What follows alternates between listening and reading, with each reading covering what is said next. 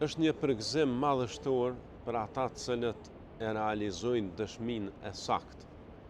Profeti alayhi salatu wasalam na mëson që ai i cili dëshmon që la ilaha illallah, dëshmon që nuk ka zot përveç Allahut, i vetmi që meriton adhurimin, wa anna Muhammeden abduhu wa rasuluhu, dhe dëshmon që Muhamedi është Rabb dhe i dërguar i tij, dhe që Isa, i biri i Meriemës, është Rabbi Allahut dhe i dërguar i tij, dhe fjala e tij të cilën e ka vendosur tek Meriemja dhe shpirt prej anës tij, dhe beson që xheneti është i vërtet, dhe beson që xhehenami është i vërtet, do të futet në xhenet sipas vepra e tij.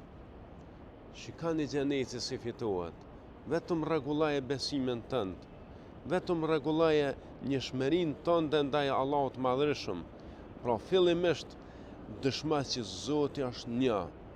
Fjala la ilaha illallah do të thotë që i vetmi është Allahu i cili meriton adhurimin, përderisa ai është krijuesi i vetëm, furnizuesi i përgjithshëm i krijesa, atëherë vetëm ai e meriton që të adhurojmë, që të nënshtrohemi, që të dorëzohemi me lutje, me frikë, me shpresë, me dashuri, me sakrificë dhe me gjitha adhurimet. Pastaj, pasaj dëshmon që Muhamedi është Rabbi Allahut dhe i dërguar i tij. Muhamedi alayhi salatu wasalam, i cili ka lindë në këtë vend, tek Meka fisnike, tek qendra e botës, i cili është pasardhës i Ibrahimit, i cili është i njohur tek gjitha fetë, Abrahami, disa i thujnë, është pasardhës i Ibrahimit. Ibrahimi alayhi salam kur e ka ndërtu Qabën, ju ka lut Allahut bashkë me djalin e tij Ismailin që me qumë mes e tyre një të dërguar. E ai i dërguar është Muhamedi alayhi salatu wasalam, i dërguar tek gjithë njerëzimi. Pra me besu që Muhamedi është Rabbi Allahut. Kur themi Rabbi Allahut, do thotë që nuk meriton të adhurohet, ai është njeri sikur ne. Këtë Zoti e përmend shumë vende në librin e tij. Kul innama ana basharun mithlukum. Thuaj, unë jam vetëm një njeri sikur ju. Juha ileje, mua më shpallet. E këto është ku dallon profeti alayhi salatu wasalam. Për këtë arsye vazhdon dëshmia me dëshmu që Muhamedi alayhi salatu wasalam është i dërguar i Allahut. Pra Rabbi Allahut, Rabb i cili nuk adhurohet dhe i dërguar i cili nuk përgënjeshtrohet, por besohet dhe pasohet. Kjo është aja dëshmia e saktë. Mirë po vazhdon ende, po thot profeti alayhi salatu wasalam, dhe dëshmon gjithashtu që Isa, i biri i Meriemës, është Rabbi Allahut dhe i dërguar i tij. Njësoj siç ka qenë Muhamedi alayhi salatu wasalam, Rabbi Allahut dhe i dërguar i tij, ashtu është edhe Isa, i biri i Meriemës. Një transmetim profetik është që thot, unë jam më i afërti me Isën, birin e Meriemës.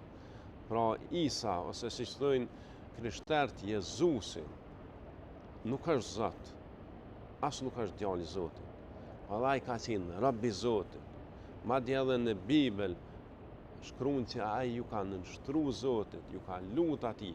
Pra ai ka qenë Rabbi Zotit. Ka qenë njeri sikur ne, me prej mishit e gjakut, por se ka qenë edhe i dërguar i Zotit.